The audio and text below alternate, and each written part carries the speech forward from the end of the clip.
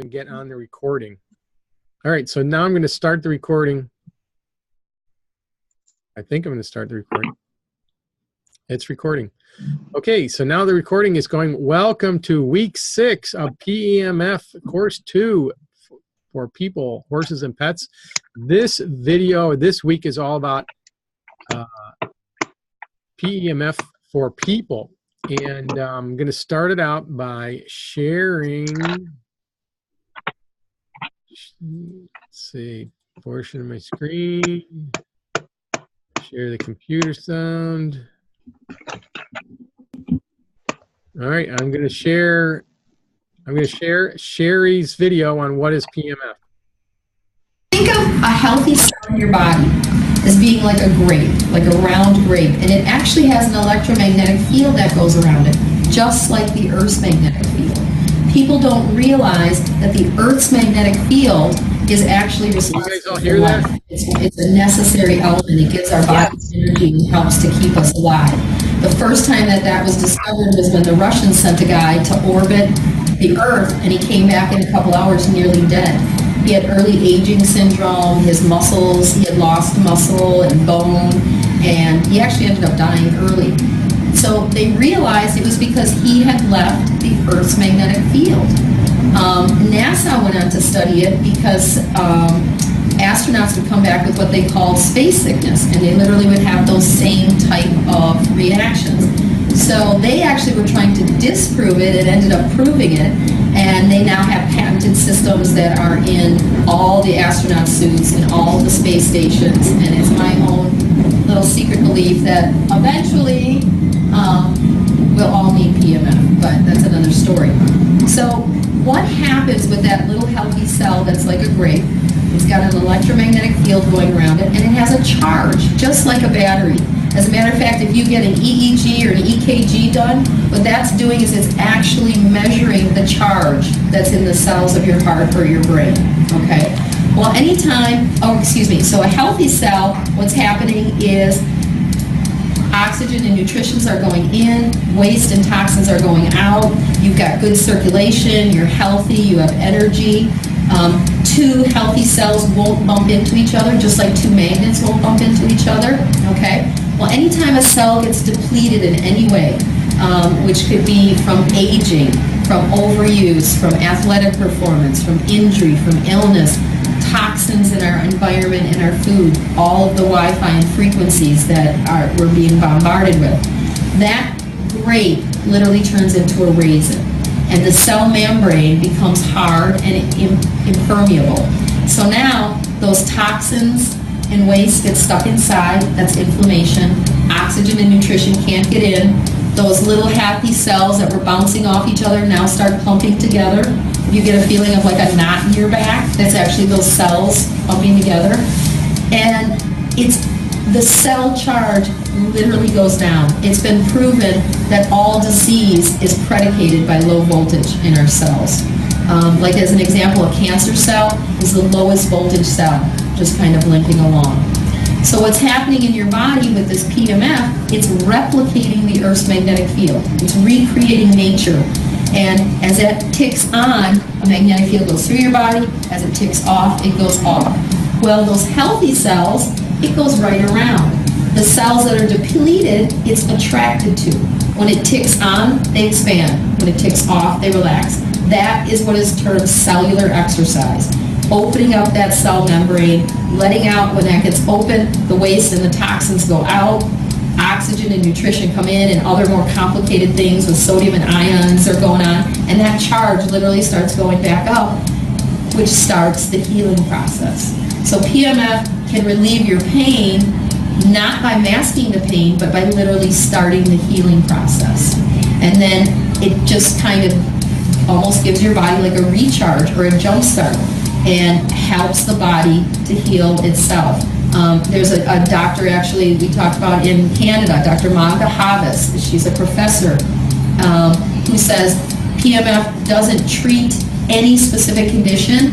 It stimulates the body's self-healing and self-regulating capabilities so that it can heal itself. So does that give you some idea? So that's why you can feel it in some areas, and some areas you can't.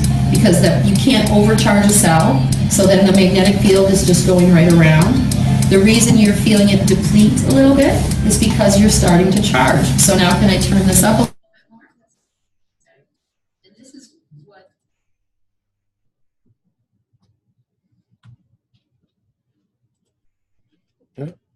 Nothing is happening. We can't get it. All right. Well, that was Shari's explanation of what is PEMF. So what did you guys think of that? Have you heard it before? So are you guys still with me? Hello?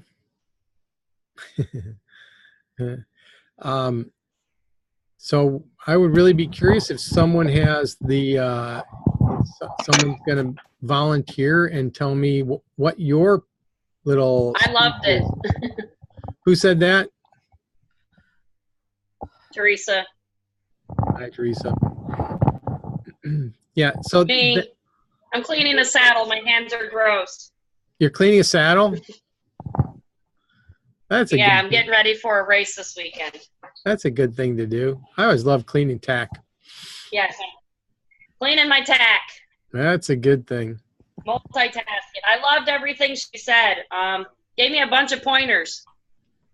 Yeah, now we'll have that little video in the portal, and you'll be able to just listen to that video, but I would suggest listening to it over and over again, and really just, you know, and the more you listen to it, the more you'll realize of, you know, all the different things that are in it. There are a lot of things in there, but the biggest thing that I always say is that returning your body back to its natural state, stimulating your body's natural ability to return to its natural state. I like that a lot, because to me it just is a good way to express what it does to people. It's not, you know, some vets think that you know, you're masking or you're deadening the nerves, but it's not. You're really returning everything back to its natural state. So one of the things that we have, the other major video that we have for you today is really a behind-the-scenes look from a pulse center training that was done, and this was really a training that was done for us salespeople.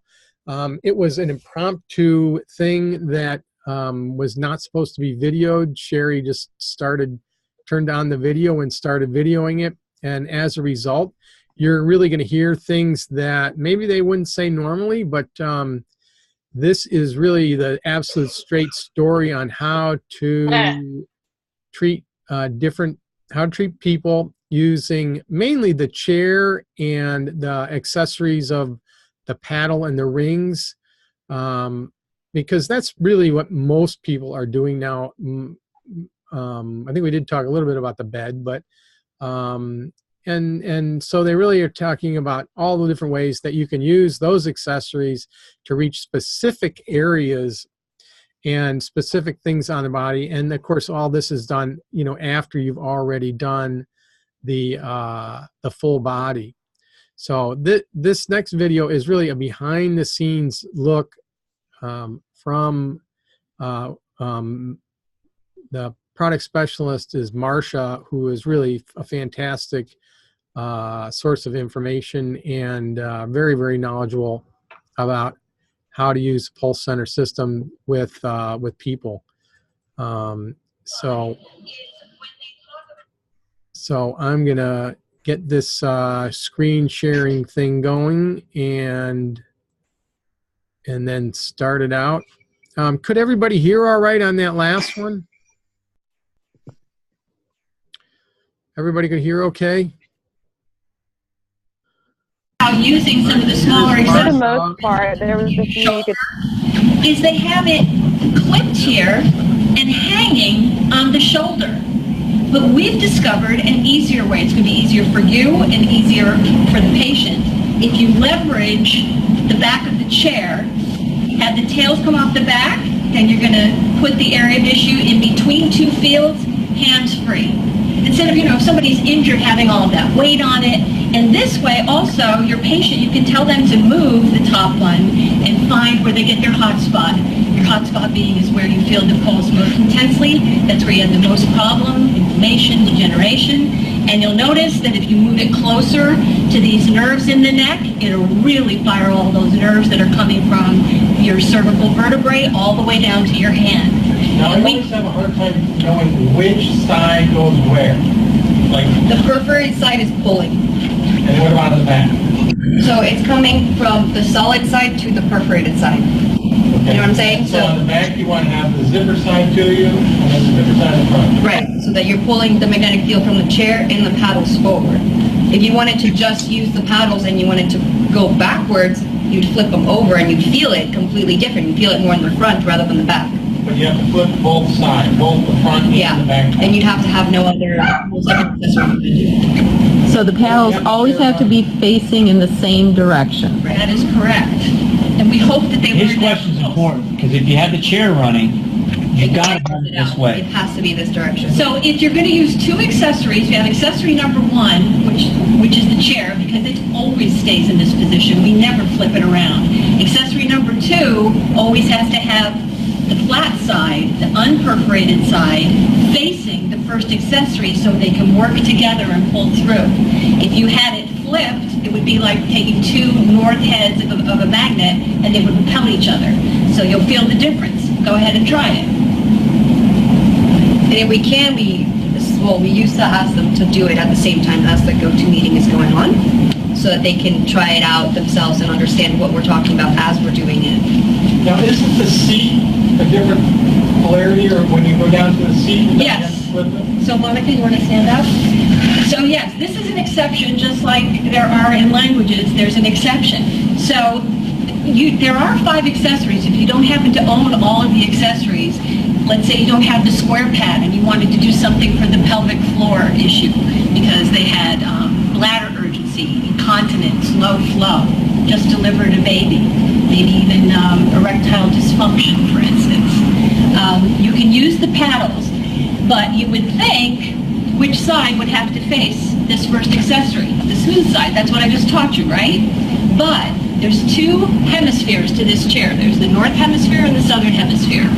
And just like on the earth, they're going in different directions. Have you ever heard that how when you flush a toilet in Australia, it goes in a different direction than when you do it in the northern hemisphere? So down here, the perforated side, the zipper side of these paddles, need to work with the way that this has been oriented, the way they have wound the wires. This is how they're going to work together. So I say, start in the right position with the smooth side here, and you're just going to flip like that. Make sense?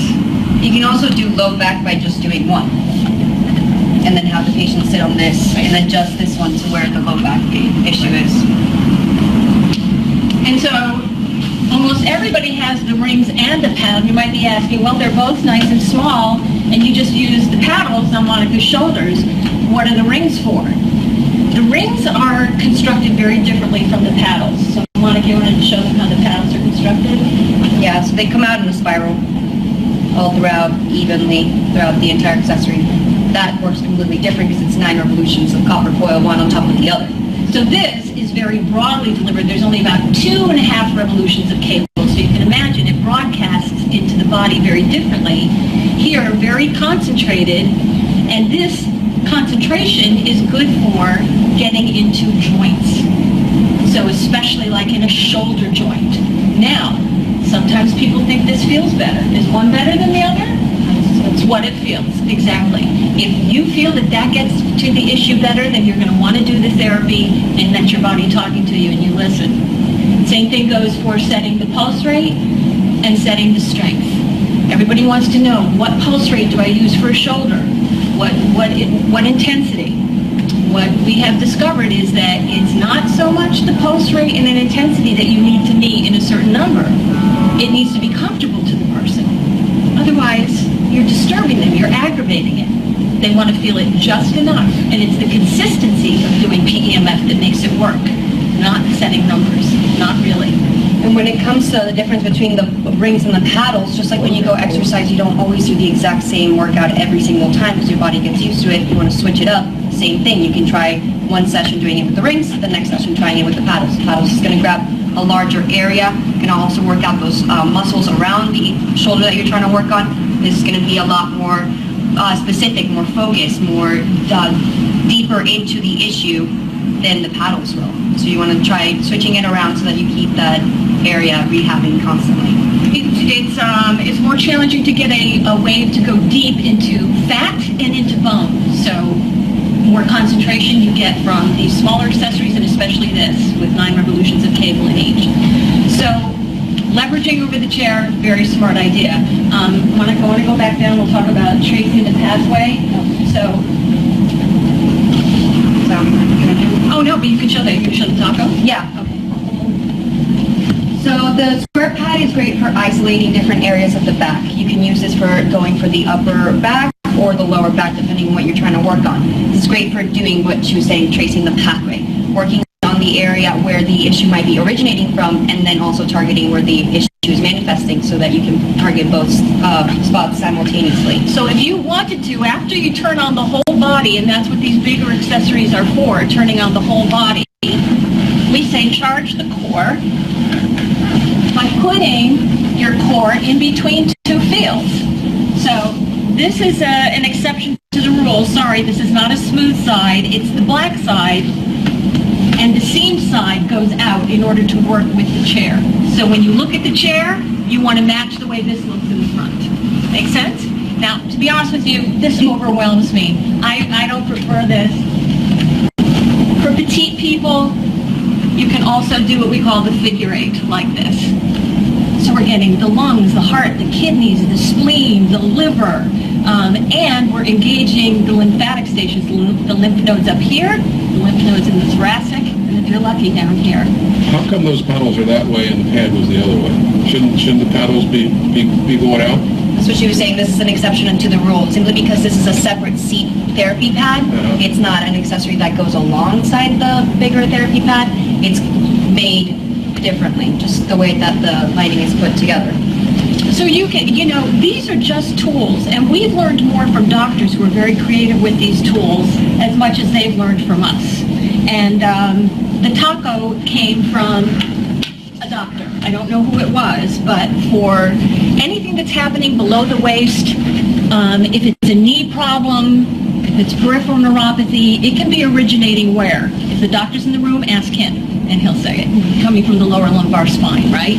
So we can isolate, we can turn off the chair, and we can isolate to a smaller accessory. Now, I could leave the chair on, but I'd rather target more energy, 100% of it, into something smaller, since I've already turned on the full body, right? If you left the chair on, Marcia, and you use that, would not mess the polarity up in the bottom half of the taco? You know what? It's so powerful. Technically, you're right. It's so powerful you won't notice a difference. You won't skip a beat. So the idea is to sit on this so your sitting bones are on the bottom half, and the top half is going into the lumbosacral area. So they can just sit right on it like that. Now, is it intense? You bet. It sure can be, especially if they have sciatic nerve issues, if they have the piriformis muscle, which goes around and very near the sciatic nerve. This will get that too. Also for upper shoulders, when you want to lift it up, you can isolate up there. So again, have the chair off, put 100% here. If you get it so the area that you want to treat is kind of in the center, they'll feel it very profoundly into the upper trapezius muscles, the suboccipital muscles here. It's powerful. If they feel, ooh, something in my shoulder too, well, in that way we say it's, I don't know if we can still say this, diagnostic. It's telling you that wave is bumping into inflammation that you didn't even know was there. It's an old car accident, or, you played football in college. So we can add the paddles or the rings. Back of the chair. Yeah. You can add this, so you've got a lot of concentrated energy. Now, sometimes I tell them, let the patient have it with it doubled up in front. See if that gets to their issue. If not, then go ahead and split them. The center is going to be the strongest in both of them. You can do this with the rings, or you can do it with the paddles. If they had a digestive issue, doesn't it make sense? Here's the perfect accessory. You can double it up like this. Or do they feel it more with having one in the back and it's pulling through the entire area? Any women in the office who have their friend call once a month who have issues? You need to be doing this all during the month, not just isolating it when their friends come. Yes, they come and stay for a week or so, Dawn. I'll say it, they're monthly cycles. Thank you. They're men's. Now, let's show them, as long as we're here, the new position for the brain. So we advocate that this system is a system. Turn on the whole body, go to areas of pain, and do the brain. And that's a session, because the body works holistically. The brain is powering everything, it's telling the body what to do, it's innervating every organ, every muscle. Now, we used to hang them on like you were an astronaut, and they would put on like a baby bonnet, but Dr. Gilliland showed us this in Florida. Let me take my glasses off. And Monica, I don't know if you do, but I sometimes put Velcro around there. Yeah, she's just holding it. And this is much more comfortable. If you have the paddles further down on the face, it can sometimes engage the eye muscles, and people don't like that. However, if people have issues with their eyes, this is a good way to deliver some energy there. So you can adjust this, and you can do it the other way like this. Dr. Augustine likes to do the rings on the head. He thinks it's very concentrated and it stays up here. If people feel it in their teeth, that's because the magnetic field is engaging with some old metal fillings in there, and it will charge up around there, and they'll feel it more. If they don't have metal and they feel something, what's that an indication of? Perhaps something that needs to be looked at. And we also have up on Pulse Certified a tooth chart, because the meridians from teeth and nerves also are connected to organs. So if you can identify an issue in a tooth, you might want to look into charging the organ that it's attached to. Okay, let's do a tracing the pathway for something like carpal tunnel syndrome, okay, which is painful down here. It's a very fibrous tunnel, and nerves get inflamed. Usually we put like a little blanket or something. Yeah, it's good to have blankets or pillows so you can make people more comfortable if they're going to sit here. So for this tiny area, I would use something concentrated like the rings, put it in between, and then we're going to put a paddle up here. Why? Because lots of times the issue can be coming from up here. It can be coming from the neck, from the cervicals. Those nerves travel down into the shoulder. There can be entrapments and impingements all the way down the arm. Sometimes a good massage therapist will find trigger points in the arm, in the forearm, that are actually responsible for carpal tunnel. So what we say is look where the issue is and work backwards, or make sure that you get that, the traveling of the pathway. So like I said, anything happening below the waist, we do the lumbar spine. Monica, let's go ahead and do a knee setup. So now if someone had the equine loops, they would just use it in the exact same manner, the medium and the small equine loops. Yes, putting the issue between the two of them, yes. So it's good to have a little stool in the office. Yeah. So some people get swallowed up in the chair and it's harder to get at the knee, so it's good to have that. And I've even taken the square pad and put it back here just to bring them up a little closer. So putting the knee in between, this is a fantastic and effective knee treatment. Whether it's a torn meniscus or they've got arthritis, whatever it is. For the knee, it's better to put the Velcro through both rings so that it touches right here. It's like what we were saying about the meeting part of the loops. It's going to be double the amount, so it's going to go really deep into the knee. They're really going to feel. Yes, this is one position to do, and another position to do would be to loosen it up and let it drop on the sides. And let it drop on the sides, right? Another one. So in engineering, they can create a uniform magnetic field by having them exactly in parallel like this. So you would just loop them so that it was comfortable. Right here. Right. So however they feel it the best, they like it TP'd, that's one way. Here's another way. You can also lay them down and put underneath on top. I think whenever you're treating a knee has an issue, that you mix it up during their series of sessions. You go east and west one time, you go north and south the other. Another thing to do, especially if somebody's had an injury or it's after surgery and they're rehabbing, is you want to strengthen this muscle that holds the knee too. And actually with the paddles are better. And you should have received a very thick piece of Velcro with your system, and you don't have to do it up, Monica, but you can show it to them. And get this, and get a nice big pulse so that you're getting a muscle contraction, right, Tim? Right in that knee, right above. You're bringing a lot of circulation to the area. You're challenging that muscle.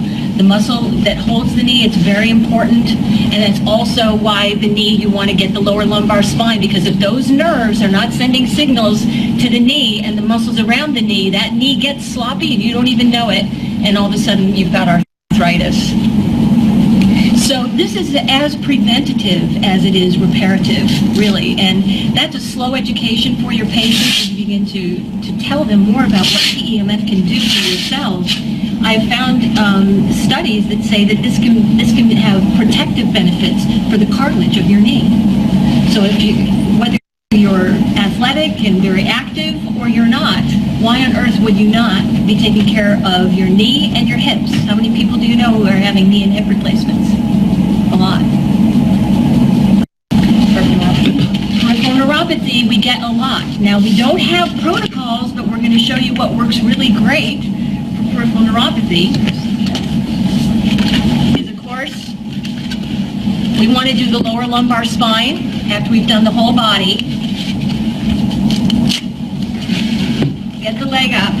Now, there are a lot of deep nerves that go through your calf that feed to those tiny peripheral nerves into your feet. So we create a tremendous amount of energy and circulation, and then of course the boot would not be on. And you can really turn it up, because when you're not up here on the core where you get a lot of muscle contraction, you can really turn it up down here. A lot of bones and ligaments and tendons. So you can run two accessories at once. Isn't it like 5.5 to like max strength? 5 pulses at 100. Yeah, 103. Again, I'm going to tell you it's the consistency of the sessions more than it is that. But 5.5, because you're right, we've got bone, and that's the strongest. So, got dead nerves on the feet too, so you got to wake those up again. I hope you understood from Pulse Certified that the strongest the machine can be on the Pro is at 5 pulses per second. Cranked your magnetic field strength all the way up, and in these accessories, the accessory of the rings with 18 revolutions of cable, that's the strongest accessory at the strongest pulse rate at the strongest magnetic field strength. You don't have to be at the strongest to get results. We know that. But you can be. And especially on bone and ligaments and tendons, you sure can go there. That's where it feels strongest, or that's where it actually is strongest? It actually is the strongest. Especially with the rings. That is literally when it's at its strongest. At 5 pulses. So if you're looking on the window of your Pro right now and you've got it at, let's say, 5 pulses per second, and you've got it at 80%, it's saying, in the magnetic field strength, if I go to 6 pulses per second, it's 10% less than 80. It says 80, but it's really 72. And then when I go from 6 to 7, it's another 10%. And the reason we do that is so you can work up in those higher pulse rates. Because a lot of doctors do like to do that. The brain is supposed to be entrained to about, the sensory motor rhythm rate, they refer to it. It's 10 pulses per second. There's actually PEMF for depression called the NeuroStar, and that's what they do. Put it in a specific place on the brain, 10 pulses per second. Of course, there are many, many different frequencies in the body, and on a molecular level, on a tissue level, on an organ level, they're all different. But your body will take what it needs. And if you're doing somebody and they say, oh, 7.8 pulses, I don't like that. It's too fast. Their body's telling them they don't need that right now. We've got 19 other choices. We're going to find what feels right to them. But I found that 2 pulses per second is what I introduce. Then I immediately introduce them to 7.8 and ask which they feel is better for them right now. And lots of times people will say 7.8. I think it just evens it out. It's nice and smooth. So wipes, alcohol wipes, because after you've done somebody's foot, they might go, oh, you know, the next person comes in and goes, I've got TMJ. I need to work up here on my face. And so this is fantastic for anything on the face. People have sinus issues. Don't hesitate to put the paddles on or hold those anywhere there's an issue. Down to a finger in between two of the rings. Holding the rings. What about the neck? We seem to have a hard time reaching people that have pain in the neck. Yeah. It's true. By leveling one on top of the other like that, you're going to be able to get a little bit more of a curvature that is going to go along with the neck.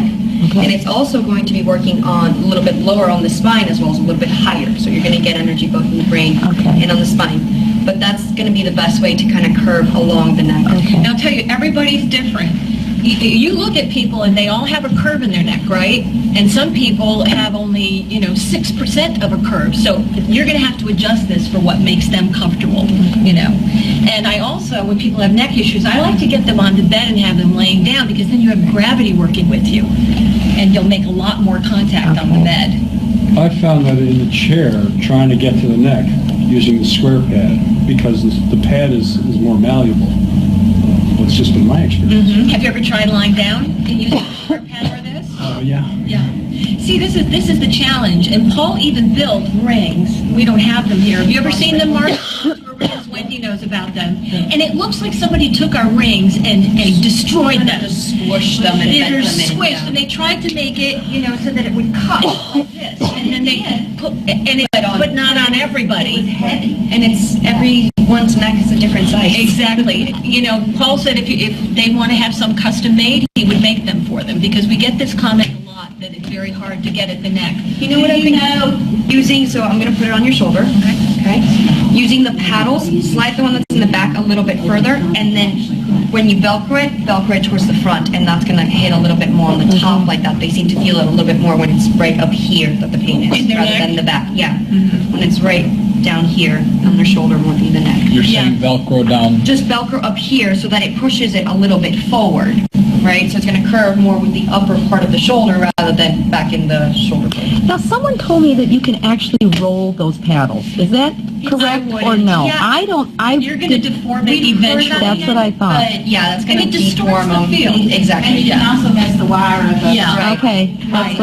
The DF pad, the way that it's constructed, it's a little bit easier to bend it without having any issues, but the paddles the wire's too close together. Okay. And you have to remind people, the reason that you have a problem in your neck, is it in the muscles here because you've been in front of a computer and you're driving a car and you're on your phone? Is it really a muscle issue, or is it really in the cervicals because you have degeneration up there or you have a bulging disc? If they know the difference, or the doctor knows, and he says it's a bulging disc, you can get right to it with this. And yeah, it's not the most comfortable thing in the world, but I've worked on lots of people. They're like, really, there it is, so much right there. And you give them control.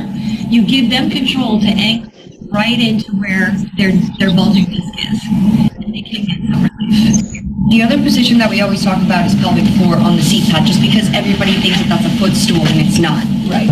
So that's one of the last things that we always tend to show. One reason why Gary renamed that the seat. Right. And the square pad with the seat, not square pad with footstool. So you have two ways of using it. Sitting where it's going upward because it's going to curve with your body, and then you lean forward and slowly start straightening up until they feel that hot spot. The other way to use it is like this. So it depends on who you're working with. Okay. This is more for women, right? Yeah. Okay. And then if we're added, you can add the paddles or the rings in front. And what is the, for sciatica, what was the recommended setting? Mm-hmm. Oh, the seat? Well, wasn't there a certain, like at 38% and that had been found to work? Now, here's a whole nother subject is, and I ask doctors when I'm on the phone with them when they first get this, is do you muscle test? And some of them do and some of them don't. And I think this is an issue. You think it's something we want to look into. hopefully getting somebody to do just a rudimentary training of how to muscle test for organ. Is it 1 to 5 pulses per second or 6 to 10? Is it at this rate or this rate? And he gave tremendous results. And he said, in general, I said, if you had to make a generalization, what can you tell us? He said, on the core, a lot of people test for 7.8 pulses per second and 38%. And that's for sciatica. But I can tell you plenty of other doctors are going to tell you something different. Okay. And that's why I do believe, and Dr. Pollack writes about too, that it's the consistency of the sessions that gets the result. Okay. We aren't a medical device. Clear. So they'll say, well, I was on PubMed and I read about, fibromyalgia and they did it at this pulse rate and this frequency. Well, that was a medical device treating fibromyalgia. We are general exercise. We believe if you turn on the whole system and the entire body charged, that the body will come into balance. Setting it where it's comfortable for the person. It's comfortable, exactly, and doing it consistently. Isn't medicine, this is exercise. If you've ever engaged in an exercise program, you have to do it with consistency to count. So a couple of other positions that I was thinking about for sciatica, Dr. Lee showed us at his office to use the bed, the direct focus pad, on the side that is bothering them, and then with the rings on that same knee. Really? So, like that. He's got results this way. Okay. So again, these are tools. If you come up with a creative idea, try it. Putting an area of issue between two fields. She's tracing the pathway at the same time. And Dr. Lee also said during the lunch and learn, somebody asked about a stroke, right? And he said, sometimes I put them on the bed on that side for their whole session that they had the stroke on. And then he also does the head. Okay. Same thing with Parkinson's. You treat the head correctly? Of course. You would treat, he says, turn on the brain, right? That's the master control thing. Warm up for the body, everything, the head, right? Turn and on all the major organs, Yeah. and then focus. That's what we were talking about it. What I've experienced, a lot of docs that I've worked with. We used to say head first and then body, but we got a lot of Herxheimer's. But if we turned on the lymphatic first at body and then the head, those headaches and some of the Herxheimer went away, especially with headaches. They would complain with headaches if we did the head first and not the body was ready to drain what was up here. That could be because it was the first time, too. Right. Yeah. So one of the most important parts of your job is to manage the expectations of the people who are going to have the session. Oh, I'm not. We'd love for this to be a fantastic experience. If you're in pain, we'd love for you to be, significantly in less pain. We'd like for you to sleep better. We'd like for you to feel better. However, the body's complicated. You're unique. Your general health, how so many things contribute to how you got to this point and how you're going to respond to this. We're going to fine tune it. So in this first session, if you feel worse than you did before you had it, or even nauseated or in more pain, that's part of it, because we're giving the cells enough energy to start to clean house, and releasing toxins. Hopefully we engage the lymphatic system enough so that we can release those toxins, but this is something you might have to go through. You might have a fantastic experience. And if you got no result at all, that just shows we have a lot of work to do. Does it work on everything 100% of the time? We can't. The PEMF is always working. So there's some positive benefit. You may just not be feeling it immediately. It might take a long time to manifest, and your improvement might be 10% only, hers 50%, and his 60%. And the time that it lasts, the benefits is totally different too. It just depends on how much you use your body and how you're using it, and what you're putting in it too. If you're not hydrating enough, well, obviously the results are not going to last that long. Or we tend to say the longer it's been a chronic issue, the more treatments in the beginning it's going to take to make it last. I think that's a fair statement. Yeah, that is a fair statement. And people understand that. It's that way in everything. Yeah. I'll say one thing. People ask, can children do this? Can old people do this? I've worked on a woman as old as 98 for her back, and she liked it very much. And I worked on a 2-year-old who had spina bifida, did not have use of his legs, and his energy was great from it. So the practitioner has to be the doctor. look at the size of the person that you're going to treat and use your common sense. Say it is older people. Mark, you've had this experience. I don't feel anything. Yeah. And they got to turn it up, and they crank it up all the way. 5 pulses per second, 100%. I don't feel anything. Well, why is that? As we get older, the cells, of course, are not going to respond. They're not even reproducing and regenerating in the same way they are when we're younger. So here's the pros and cons of turning it up. Yes, they want to feel something.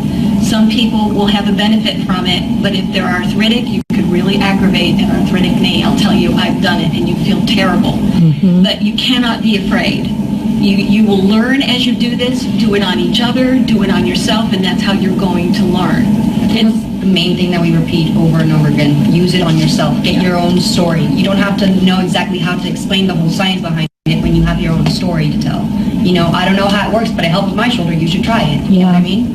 They trust you. They trust everybody in this office. That's why they're here, because you share your stories. Don't tell them about the science. Most people don't want to know. They go over their head. They want to know, did it work for you? The doctor wants me to try this. What do you think? You've got to have a story. And if it's not your story, it's your mom's story, or your boyfriend's story, or what you've read, or the doctor's story. You got to use it on yourself. Now with elderly people though, so I just want to ask about this because our caveat has always been low and slow with elderly people and give them an expectation that it's going to take a few treatments to get result. Do you guys agree with that? It depends. I mean, if we're working on like peripheral neuropathy, obviously not. Yes, that's you want to go a little bit harder. But if you're working on full body or you're working on an injury, low and slow is better. And the injury is the key. If it's acute injury, low and slow. Well, of course, and hopefully they got that from Pulse Certified. You Everybody pretty much knows just that, have to get to a point where you see that area jolting enough and then back away from it a little bit. It doesn't have to be jumping out of the chair. Just that it's deep enough where it's getting some good stuff. They might not feel it. That's fine.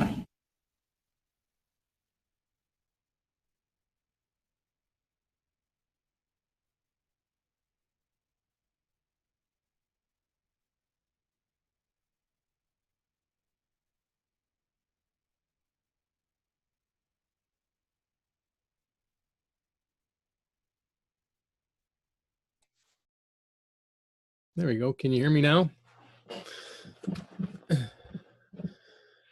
All right. I think if you were, you cannot detect my phone.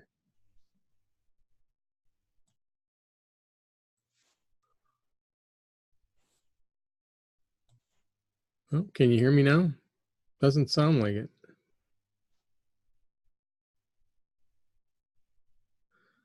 Can you guys hear me? Hello, hello, hello.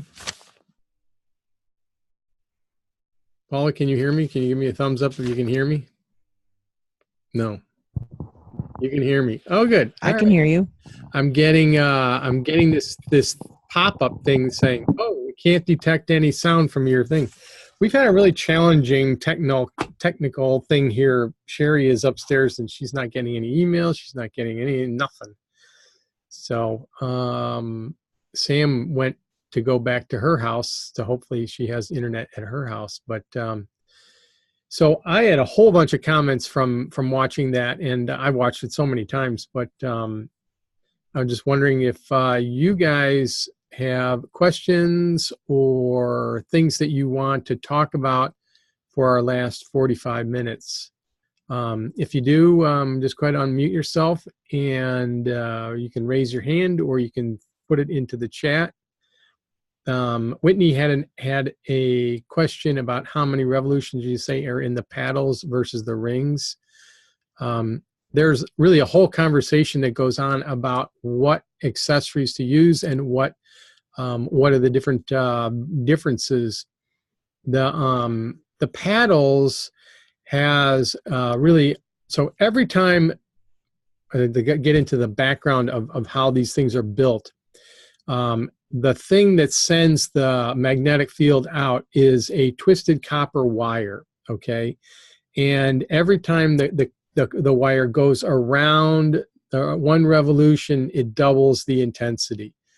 So the paddles do not, they start out, they do not overlap, but they go in a coil, in a circle, concentric circles that get tighter and tighter and tighter and goes into a small thing. And so if you'll see the new paddles, they actually have stitches in an X.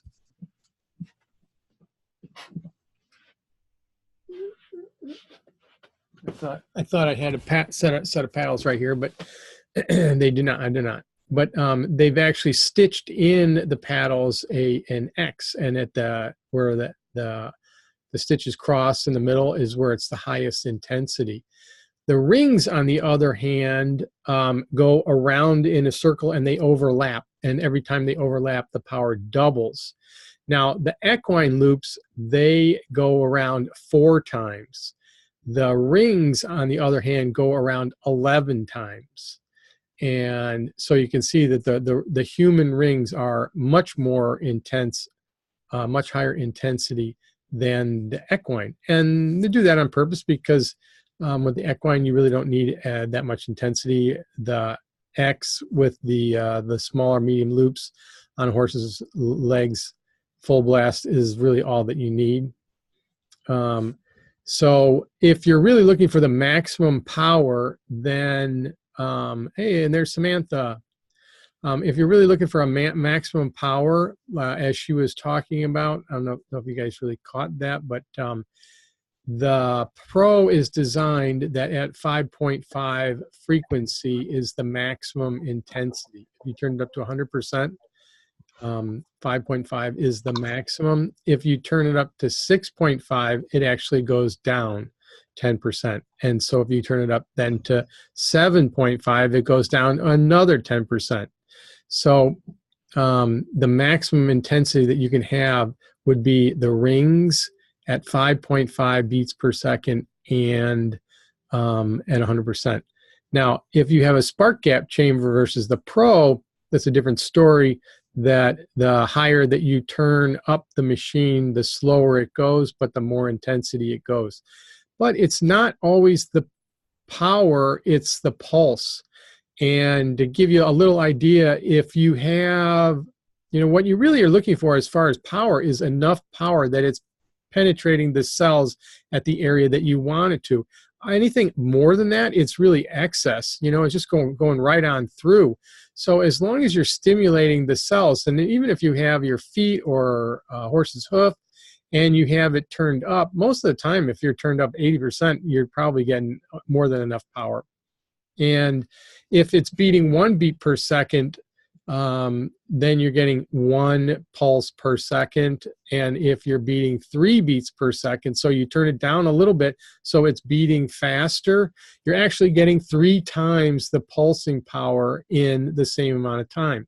So you really want to make sure that it's the number of pulses plus the power. It's not necessarily always just the power. So that kind of gets into the whole conversation about frequencies and intensities. And when you're trying to explain the whole specifications of a PEMF machine, there are really 4 different things that are really relevant.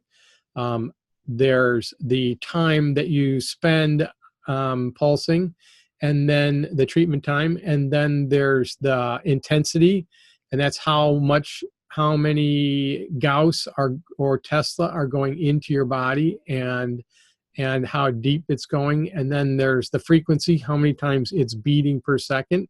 And then there's the waveform. The waveform is the graphical representation of the power turning on and then staying on for a period of time and then turning off.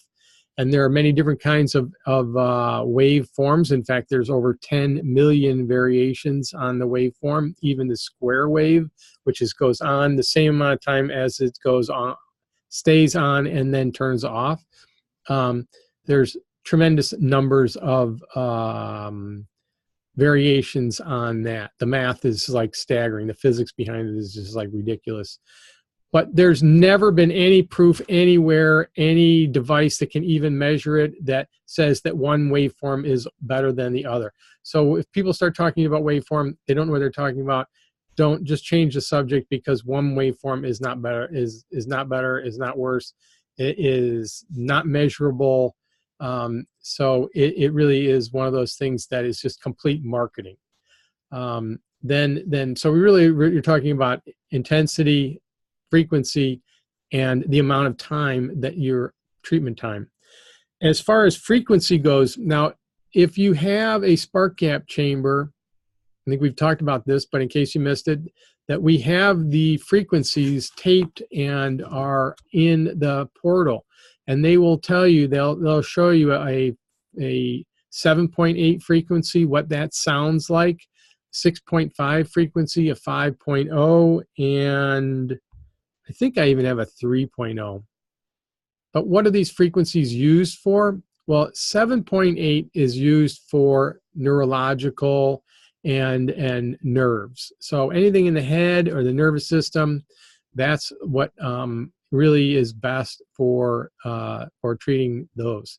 So and then 3.0 to 5, that really is the body, your bones and muscles, tendons, ligaments. And the way that if you have a spark gap chamber system like the X, XX, X1, or any of the MagnaWave Equipulses or any of those, then what you need to do is you really need to listen to or tape the frequencies from the portal and then harmonize your machine so that the beats on your machine are going at the same time as the beats on the video. And then you'll achieve that frequency. And, we figured that out, and it really works very well. But you are sacrificing the intensity or the frequency when you have those type of machines. If you have the Pro, you can dial them in, both in very specifically. But that's okay, because most of the time a frequency of 7.8 or a nerve or a neurological, that you don't want a lot of power. A lot of power really will aggravate a nerve. They're very sensitive, and they're much better off at a lower frequency, higher intensity. So which is the exact combination that you will get with a spark gap chamber. Spark gap just means that there's a little device inside it, and there's 2 pins, and as you turn it up, the pins go farther and farther apart, and there's a spark that jumps the 2 pins and causes the energy that goes through the system. So it's a spark gap, and that is what causes the power. As you turn it farther apart, it needs more energy to jump that gap, and that creates more energy. It also slows it down. So that's the technology behind that. It's another reason why if you have a spark gap chamber unit, you don't want to leave it wide open, because if you turn it off and it has a hard time starting if the pins are all the way apart. So if that ever happens to you, you turn it on and it just doesn't work, but you had full blast on some horse's hoofs or something. It's always best to turn them down so that they come to a nice gentle touch. And that's the best way to start out your machine. But so anyway, the frequencies that are used, 7.8s for nerves, neurological, 5 to 3 is bones, tendons, ligaments, soft tissue. 6.5 now. 6.5 has been shown. There was a great study by the Old Dominion University that showed that 6.5 actually decreased disease that's in your body, and there was a noticeable, sizable impact after 30 minutes. There was an impact even after 15 minutes, but after 30 minutes, it was really noticeable. So that's the whole thing on frequencies. And of course, time, the more time you do it, the better it is. We had the whole thing with the wounds that showed that even treating up to 90 minutes was getting phenomenal results. And thing. Now, I just want to add, though, the 6.5. I just wanted to add that the 6.5 it's really about it improving your immune system. So don't just think of it in terms of disease. If you have an infection of any kind, if you have a cold, something like that, 6.5 would be the ideal frequency. Yeah, and what it did, though, it really did help eradicate the germs that were in your system. It didn't actually help eradicate the germs. And what it did is it promoted and God, I can never remember the name of this. It's a great big scientific name, but it promoted those little things. I always picture them in my mind of these little Pac-Man things that go along and gobble up the germs. It actually promoted the growth and proliferation of those little. It begins with an M. I forget the name of it, but and that's what it did. And that. Are you talking about mitochondria? No, it's not mitochondria, but that in turn did improve your immune system. It actually showed that improve your immune system after 30 minutes, 62%. So it's really a fantastic thing. If Nothing else has ever done that before, by the way. What's that? I said nothing else has ever in a study shown that type of a percentage, improving your immune system that much. Actually, there is one thing that is used by doctors that will help improve your immune system. The only problem is that unless you have a really healthy immune system, it will really cause sickness. It actually, I'm not sure the whole thing, but it's this crazy catch-22 that you really have to have a very strong immune system for it to work. And so, and you use it to improve your immune system. So it's like, you know, how great that's like total traditional medicine. Well, yeah, you can use it to make yourself better as long as you're better. It's kind of like a banker want, oh, well, I'll give you a lot of money as long as you have a lot of money, so and I forget what the drug is, but I just was totally amused by that story when this study came out. I don't think that they ever released the study, by the way. And I don't know if you guys did see this or hear this, is that that's why this video that we just showed you with Marsha and what was her name, Monica. It really was kind of a behind the scenes thing, because they said like a couple times, well, we don't have any protocols, but this really works well for neuropathy, and this really works well for this. And I don't know if that has changed, but they were always really big on saying, oh, well, we don't have protocols because of the potential liability, but we don't have to worry about that. And we want to know what works and what works best for specific things. So, when we find something that works, we like to pass it on. And I'm not really afraid of calling it a protocol. A protocol is nothing more than a system that works under specific guidelines. So I think systems are good things. So the other thing is that you'll notice that there was a lot of conversation. It was you could tell that it was kind of a salesy type conversation. There is a big difference between treating somebody for a sales situation than it is as a practitioner. Treating for a sales situation, the primary motivation is trying to get as much as you can done in a short period of time. As a practitioner, you really are not trying to get them out the door as fast as possible. In fact, it's probably more the opposite, because you're probably charging on time. What it's really about is getting the best results. And the best results are to optimize and maximize the treatment for that specific area. And I'll give you an example that if you have an X1 and you have somebody that's in the chair that has a problem with their knee, for example, but yet they have some other sorenesses like back sorenesses or whatever. So with the X1, in a sales situation, what you would do is you put the rings on their knees, and you would put then connect the rest of them up with the chair, and then you would turn it up to the level that is most comfortable in their chair. And with the idea that, well, you're doing the knee too, but it's not as best as it can be, but you're doing the knee too, and they will get some benefit out of that. But mostly they'll get the benefit from the chair. Well, as a practitioner, what you want to do, especially if you have the X1, is that you want to optimize and maximize the treatment area for what you're specifically that you're treating, and take them one at a time. So you would do the body first at the optimal level. And if you say had a back problem, then you may want to put the paddles on the back, but where the frequency and the intensity are really going to be at the same level and are going to be effective at the same level. And then you would do the knee, and you would do the knee without the body, and you would do it at a much higher intensity.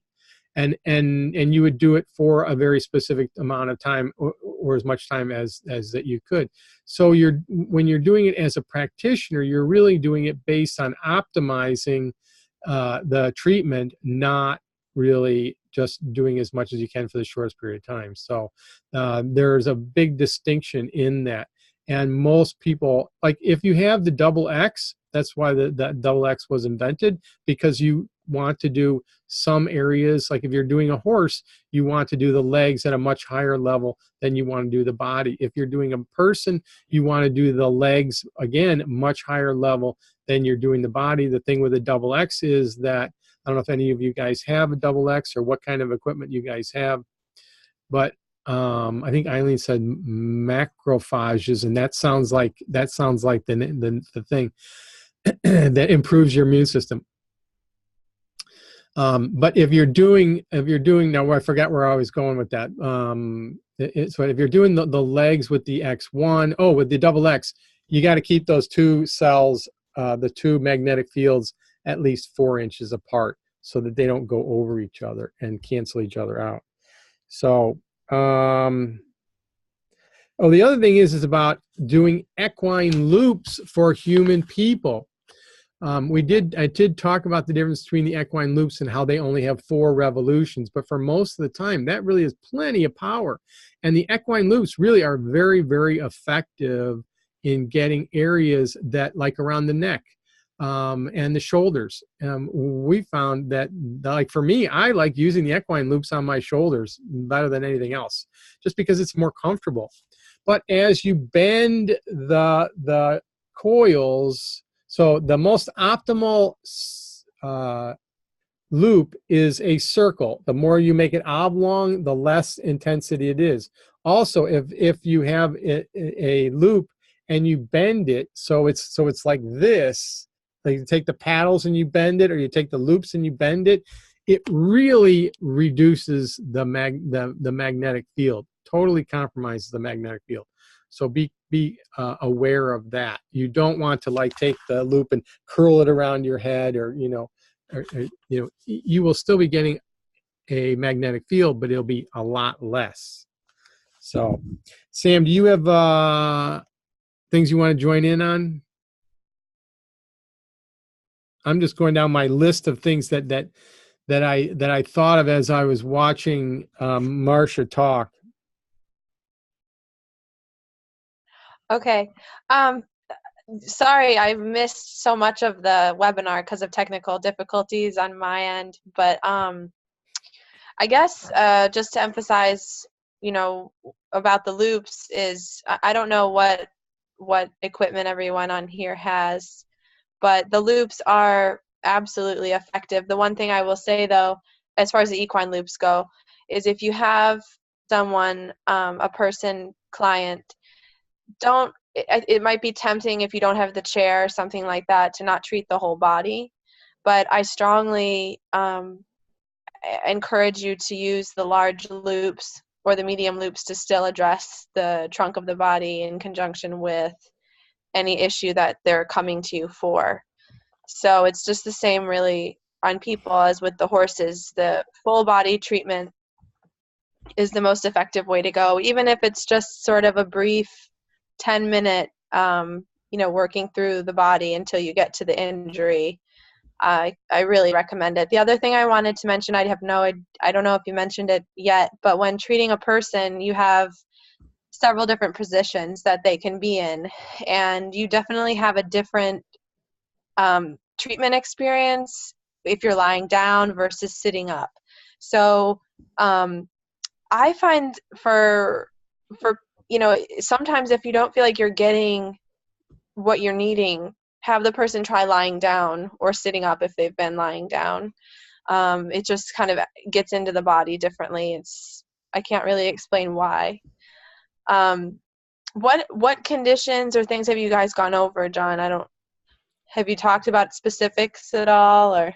Well, we really haven't talked about specifics, but one of the things, talking about how the body responds differently to different positions, one of the things that Marcia hit on that we really like to do, that I find really beneficial, is asking them, maybe starting out at 2, and then, or if you have a spark gap chamber, starting out at 7.8, and then moving it up and trying different frequencies on them, and then asking them how that feels, because they do tend to take what they need. Yeah, that is true.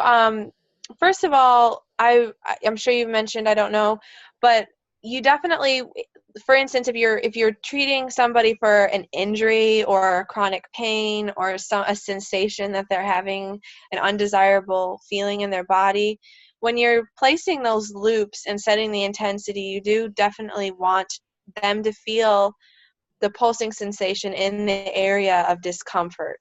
And so if it's vague to them when they say, or if you ask them, okay, you're feeling it in the area of discomfort, and they're kind of like, yeah, I think so, you haven't reached it. So you need to move the loops around a little bit, or mess with the frequency and the intensity. And it can be just a fraction of a turn. It doesn't have to be a drastic change, because you want that magnetic field to be interacting with those cells that are dysfunctioning. And so make sure that you try some different things. Now, don't be so quick to move the loops and change things. Like first give it a few seconds. Don't just do it like, okay, do you feel it there? Do you feel it there? Do you feel it there? Give it a minute. I'd even say minutes too. Yeah. If you really feel like, okay, I have to be reaching this spot, you might give it a little longer time, just because when something's been injured, especially like with chronic pain, there's so many things connecting on all around it that are needing to be re-energized. So that's a whole nother thing, is some people will say, well, why am I feeling it here when this is what's hurting? Well, one might be the cause of the other. And so the magnetic field, for whatever reason, is going to go to one first before the other. And in time, they will experience it shifting. You probably have felt that on yourself. You'll sit there for a half hour, and it'll go from feeling it in one area to another, or deeper, or it will diminish in intensity. So the body, though, definitely does, I believe, resonate with what it needs. So you really you want to have your protocols and things to fall back on and get you started, but you definitely want to be listening to the person. You want this to be you want them to feel as if they're rejuvenating.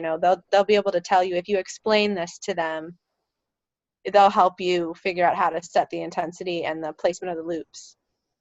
Yeah, and also as you turn up the intensity, it goes deeper and deeper into their body. And I've had many people that will have a very serious back problem, but it's a very deep muscle or deep, problem within their hip or their back.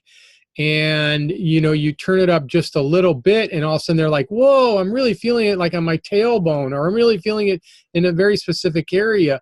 And so that, it just means that the muscles or whatever cells that you're affecting closer to the surface are also sore.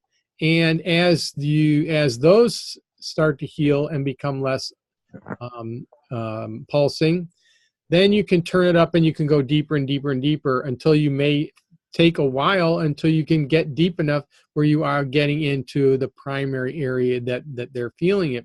And it's much better to work gradually and work on from the outside in, than try to go all at once right in at a higher intensity.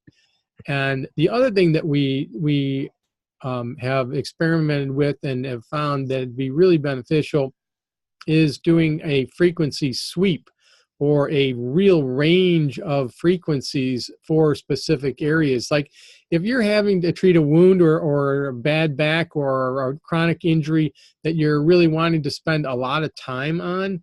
And for me, I do a 90-minute treatment, and I do this. I'll go, and it's especially beneficial with the Pro, but you can still do it with the spark gap chamber, is that you start out at lower frequencies and you work your way up, and then you work your way back down.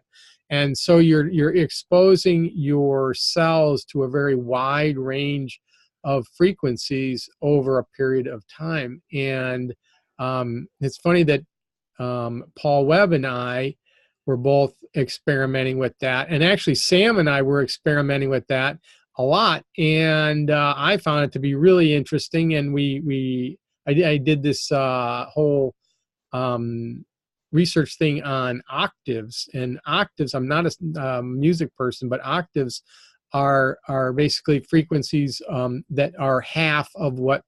So you would take a frequency of 4, and an octave would be like 8, or would be like 2. And there was some people that were doing some things on different frequency ranges and how the octaves were affected. So I started doing that, going from 2 to 4 to 8, and then up to 10, and then going back to 5, and then to 2.5, and doing these ranges up and ranges down. And for me, I'd like to do long-term, like 60 to 90-minute treatments, and I'll do a series, because now I'm to the point where I can take my Pro and I can basically turn it all the way up, 103%. And so I now mess around with the frequencies and go up and go down and up and down. And by the time I get done, man, I feel fantastic. And I think that's a really good strategy if you have people that are doing sessions for longer than 30 minutes. So, Sam, do you still do that stuff? Well, you're pregnant, so you don't really do that much. I am pregnant, and I am still treating myself, by the way, which I don't recommend for clients. You probably went over this, but I do still, for some of my, like if I have a sore neck or something, I just kind of steer clear from my abdomen, but I don't really even see why you would. It's just, I just am careful. But the other thing I wanted to mention for people that are, like for you guys, treating yourselves regularly, or people that are coming to see you regularly, don't be afraid to treat the head. Your head, inside your head is your brain. Your brain is it's what keeps everything functioning in your body. And so don't be afraid to pulse the head. Did you guys go over any of that, pulsing the head? They did on the video, they did the kind of the Princess Leia thing, and they just touched on it a little bit. Okay. But yeah, there's like, we could do a whole class on the head. And Yeah. So I just want to, just a brief thing though, and then I do want to address, Whitney has a question. But when treating the head, whether you have the equine loops, like the small loops, the paddles, the rings, the full body mat, I do like to spend a few minutes either treating your head by placing the loops or the paddles or the rings, whatever feels more comfortable to you, on your occipital or brain stem, where right at the base of your skull.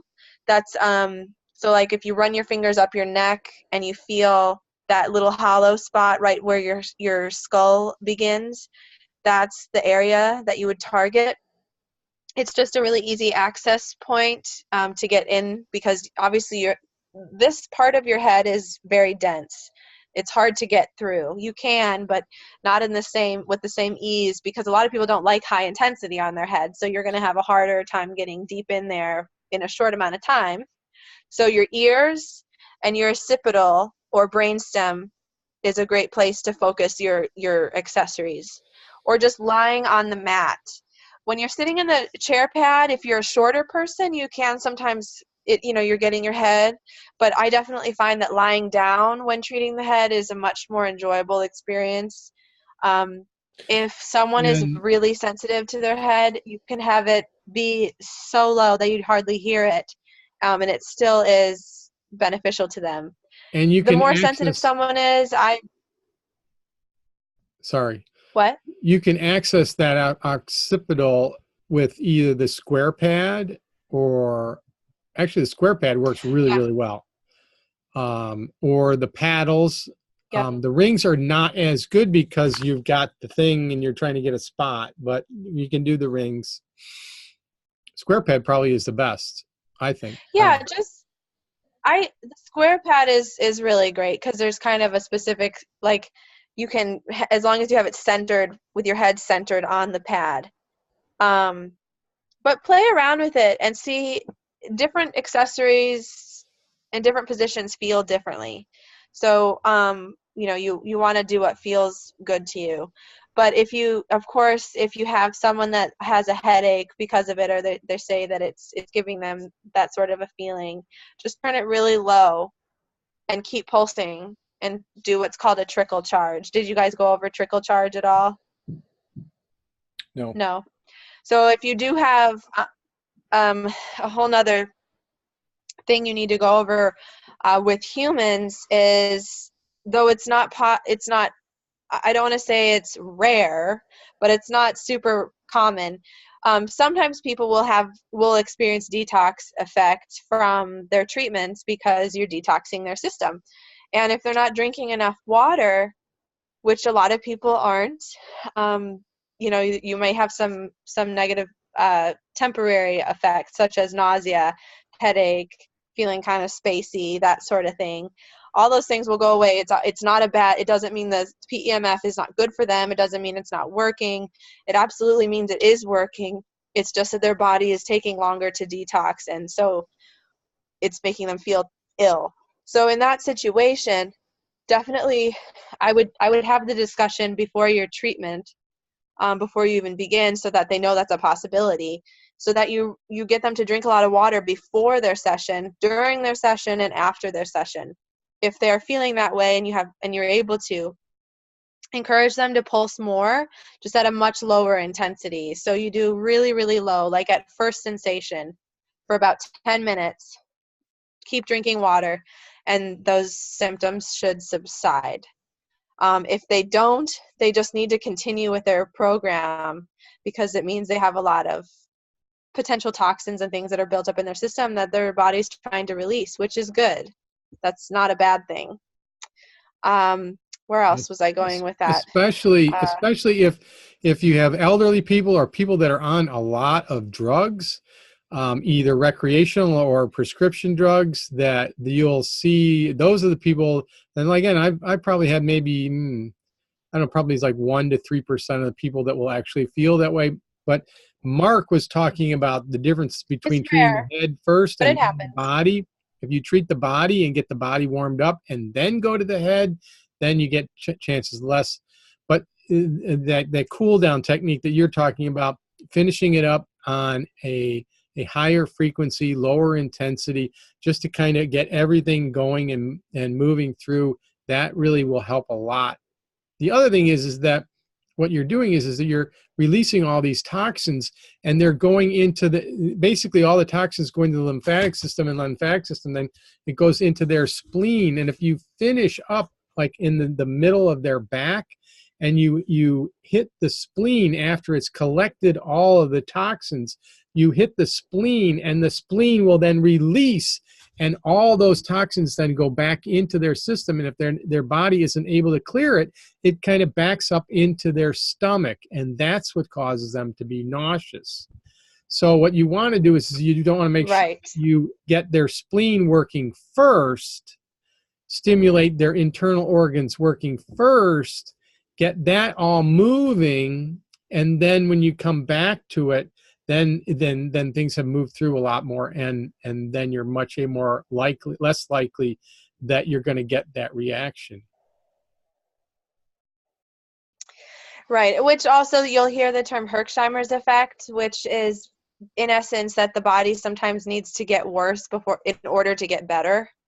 That's, again, it's not a super common thing, because most of the people you guys are working on are probably just someone with a sore back or this or that. But if you are dealing with someone that is ill, they are having to release all these things. Things are having to shift in their body that are uncomfortable, that may cause discomfort, in order for them to heal. And in that case, the key is sticking with it and making sure that they have an understanding that that's just part of the process.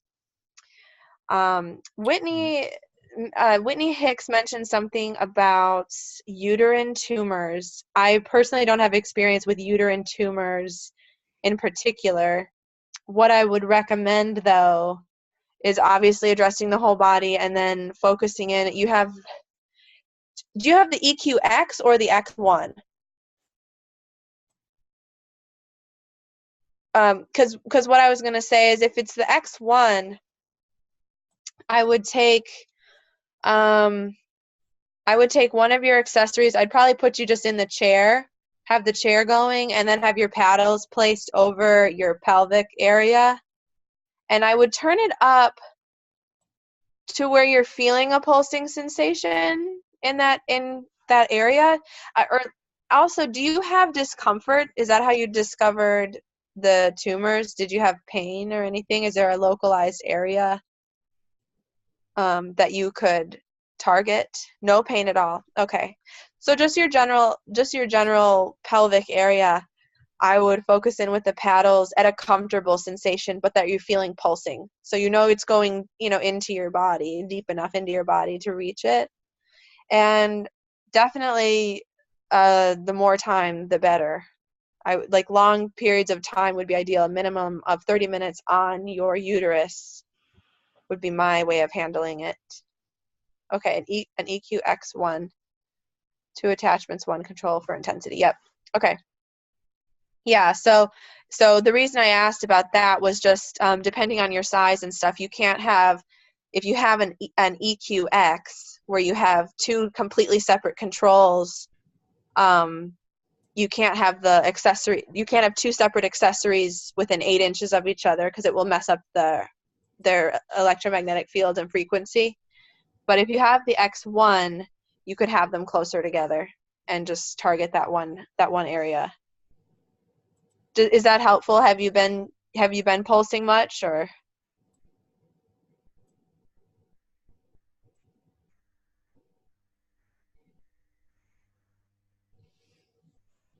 Sorry, I'm trying to find the mute button.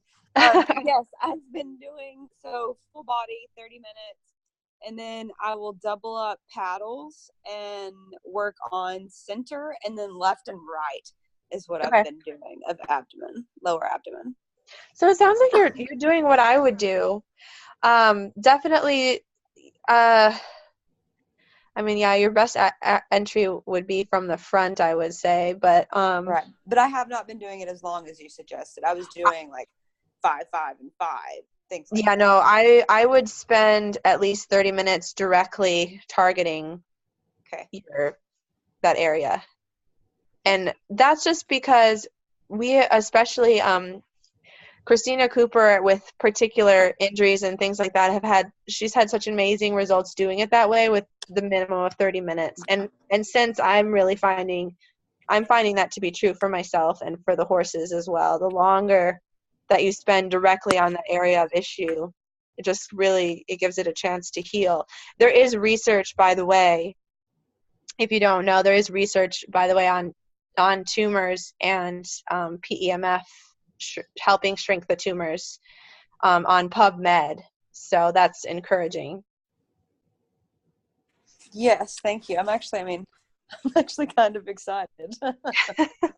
Yeah, I hope you can get it under control. Yeah, me too. Thank you. I appreciate it. So do you guys have any other questions specifically? Teresa did have a question about the marketing courses. And we are having our second marketing course starting May 1st. We're just getting that going. The marketing course really has 2 components to it. It's a technical side is helping you get your list and communicate with the list through an automated email marketing campaign. And it uses the Google platform, and it really helps you be able to send emails out to your whole list and assemble your list through all the different ways that you probably have names in your phone, in your in your email Outlook, or all the different places. And then the other module is all talking about how to create your authentic story, and really how to tell your story in a way that resonates with your tribe. And there's 7 different steps that will help you. First, number 1, understand really what your intentions are and what your big why is, and then really understanding your clients. And for people with PEMF that you're talking to, really the big thing that people are really interested in, I don't care if what the specifics are, but the big thing is that they're in pain, or their health isn't where they want it to be, and they want to feel better and get their life back. And we've found, really, we have a lot of very proven benefit statements that talk specifically about heal faster, recover faster, improve your immune system. Those are the big ones, but we really help you develop your story and the benefits that your clients want to hear, and then automate that message so that when a client or a prospect inquires in your Facebook page and your website, that you can get an email out to them and tell your story. So that's what our marketing campaign or marketing course is all about. It's in the same format with 8 different weeks, and you have the portal that you can go to and watch the videos and everything. So if you're interested in that, just go ahead and email me, or you can go to our website. We're actually redoing our website now with, but you can go to the Drugless Practitioner Academy and find out more about that. So does anybody have some other specific questions? We're coming up on 9 o'clock, which is, I don't know if you guys know, but that's cookie time here at our house. So me and Oliver, but Oliver's at Sam's house, but so no, he's still at your house. He's still here. He'd probably beat me to the cookies then. Yeah, I ran. There might not be any cookies left. Which, speaking of that, though, did you guys go over the 5 pillars of health? No. And discussing that with your clients? No. Well, if you add cookies in there, it's 6. Right. I do want to just mention too, when you're approached with someone who it looks, they're probably, what am I trying to say? They're in a situation where they're probably going to need a lot of PEMF therapy sessions to get through what's ever going on. Is that you discuss with them the importance of the 5 pillars, what we say is the 5 pillars of health, which are rest, exercise, nutrition, hydration, and PEMF. So really, when you're talking about enhancing cellular function and your overall well-being and your body's ability to heal from whatever it is, whether it be a sore back or cold or cancer, everything and in between, you want to make sure that people are getting the optimum nutrition, of course, optimum hydration, which very few of us are. People do not drink enough water. And also rest and an exercise program of some kind. And when you're doing all of those things and then you add in PEMF, your body has such a good chance, of healing. That's what the body's made to do. But some people need a reminder of that, and sometimes it can be a reminder every time you see them. It also can be a conversation of, are you committed, if you're wanting to get better, are you committed to supporting your body in that way too? Because you can't really get the most out of your PEMF sessions if you're not hydrating, eating well, exercising, and resting well. Fortunately, PEMF, like I don't know if any of you have experienced that whenever you do sort of begin some sort of health regime, whether it be you're starting to exercise more, starting to, take care of yourself more, your body tends to tell you that when it needs something like a healthy meal. Sometimes just getting started on PEMF treatments, your body is going to naturally want to do things that help it. So it's good to talk to them about that. And, if you have someone that's eating Big Macs and smoking cigarettes, and then they're coming to you saying, I want to get better.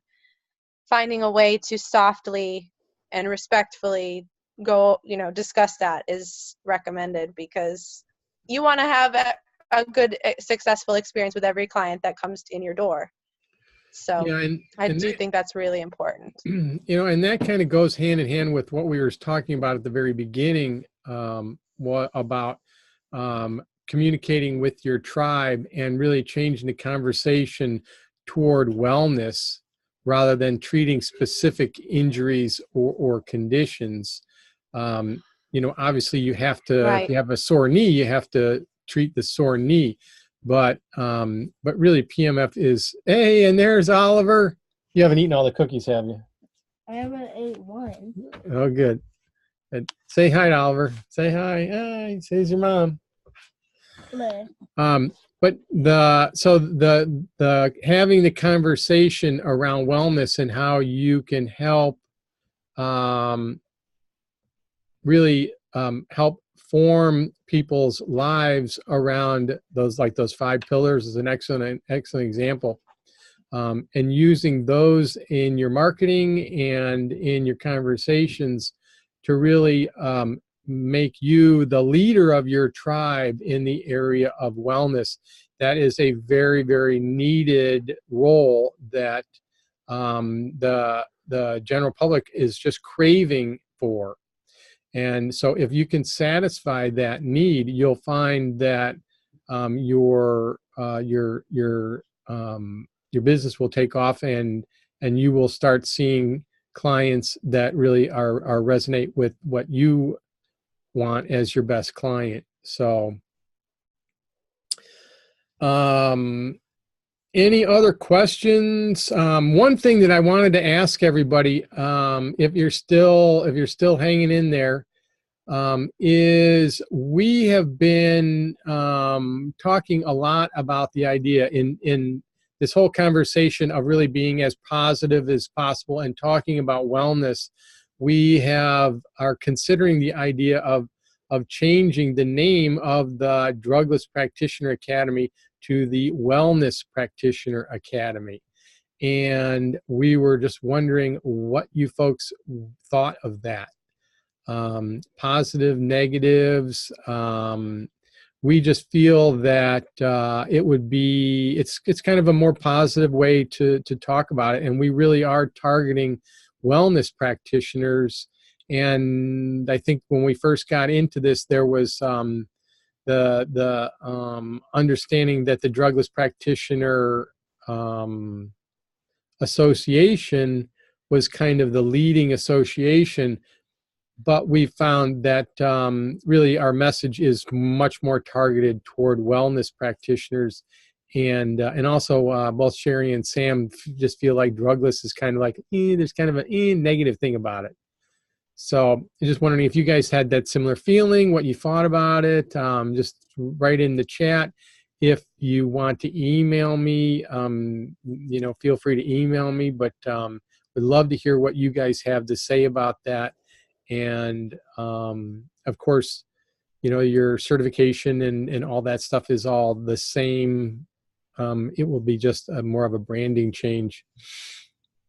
We do want to do this just once. We don't want to do the whole Pulse Center thing where they're constantly changing the name. So we want to make sure this is done very thoughtfully and with everybody's feedback. So right now you guys are our best clients, and we really want to hear what you think. So just go ahead and leave some comments. So yeah, so some are saying that the Wellness Practitioner Academy does sound a little bit more appealing. I don't know, to me it just does sound, I took the lead on the drugless name, but I think Shari has been really wanting us to do that. And the more I think about it, the more I talk about it, the more I feel like wellness is much more positive and appropriate name. So let us know what you guys think. Well, we're past 9 o'clock, so thanks a lot for you guys joining us, and it's been a great session on the treating humans with PEMF. And if you guys have any further questions, go and get them into the community, the drugless practitioner community, and continue the conversation there. And Shari is really working hard on getting that community back to the level that we have with Life Pulse, and we need your help and support in making that happen. So anything that you can do to post there. If you see posts that she makes on wellness and other things, feel free to use them, copy them, share them. All the stuff that we are putting out there is for your benefit. Hope you guys have a great week, and see you next week. Thanks a lot.